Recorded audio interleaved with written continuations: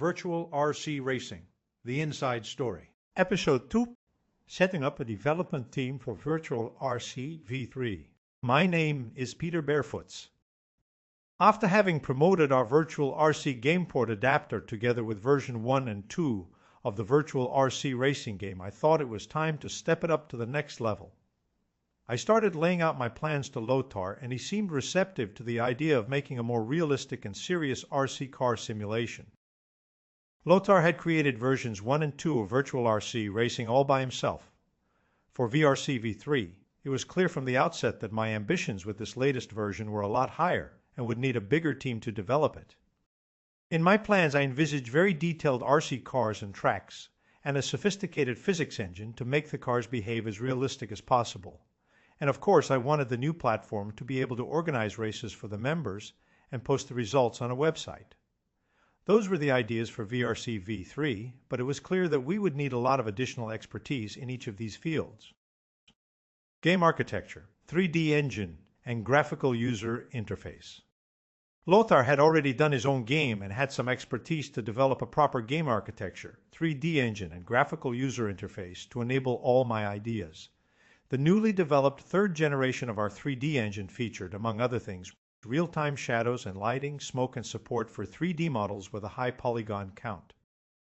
The game architecture included code for dual-player mode and replay mode. The newly designed graphical user interface also featured detailed RC car setup options, and this led me to the next topic, how to find a physics engine developer. Another major coincidence was how we got our developer team together.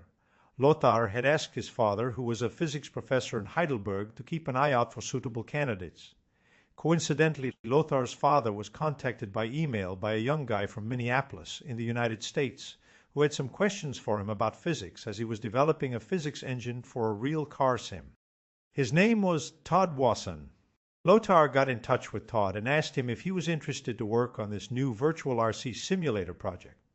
Todd had absolutely no idea what he was getting involved in and knew nothing about RC cars, but apparently thought it was interesting and challenging enough to get involved in. It also provided an opportunity for Todd to develop his skills in the field of physics engines and vehicle dynamics in kind of a low-profile racing environment.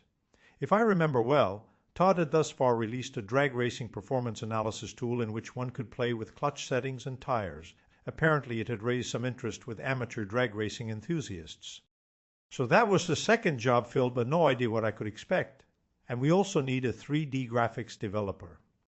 Yet another coincidence. Todd had developed several contacts in the racing sim development world, and one of these contacts happened to be with West Racing from the UK. They were developing their own car racing sim for 70s Formula One cars called Racing Legends. West Racing was only two brothers, Tony and Chris West. They were twins. When they started their own racing sim project a few years before, they had tossed a coin to decide who was going to develop the game itself, the coding stuff, and who was going to do all the 3D artwork. It turned out that Tony was going to be the graphics artist, a skill he had to develop from scratch. I approached Tony to see if he was interested in also work on the VRC project, besides his own project. He agreed, and up until now Tony has done all the fantastic 3D graphics and artwork for VRC, such as cars, components, tracks, and the graphical user interface designs, and at a later stage designing the virtual RC portal and promotional stuff including the V3 packaging. More about that later. Everything you see in VRC-Pro and on the VRC portal has been created by Tony West. So lucky to get him involved from the very beginning. And of course we need a neat virtual RC website and database. That was another important part of the V3 project, as VRC was set out to host events, and we would have to store these results in a database and publish them on a website. Now going back in time several years, I was already collaborating with a team of software and website developers for the Serpent website. Some of you will remember it as TSN, the Team Serpent Network, in 2000 succeeded by MyTSN. This project was developed by a team of 3 highly skilled software developers, all university master's degrees in software engineering. How this came about is worth a separate story. Another incredible coincidence, one of so many. This story starts here. Around 1992, an ambitious guy from Trenčín, Slovakia, was bold enough to drive 1,400 kilometers with his Skoda from Trenčín, Slovakia, to Heemstede, Netherlands, to show some of what he produced to me at Serpent. Never heard of him. He hadn't even made an appointment. His name was Jurai Hudi. He had a small machine shop in Trenton where he produced high-quality steel parts and also handy tools and accessories for RC racers, all produced with extremely high traditional manual workmanship. Long story short, we started doing business with Jurai. He produced for Serpent the slim but ultra-strong and durable dog bones, drive shafts, wishbone pivot pins, and gradually more and more high-quality Hudi steel parts. Together with his son Mario, Jurai launched the X-Ray brand in 2000 and became a very successful brand in RC cars.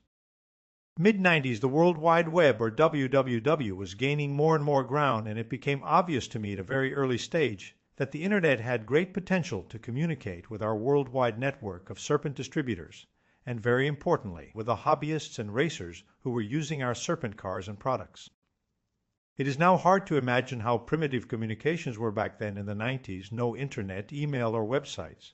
After trying to develop an interactive website here in the Netherlands, which was going nowhere and was aborted after 18 months, I contacted Jurai's eldest son Mario, who had also studied at the Trenton University. Mario knew a few smart guys from his university who could probably build such a website under my guidance. That was the start of Team Serpent Network, or TSN, in 1995. In 2000, succeeded by my TSN. You could say that the concept of these community portals was way ahead of its time.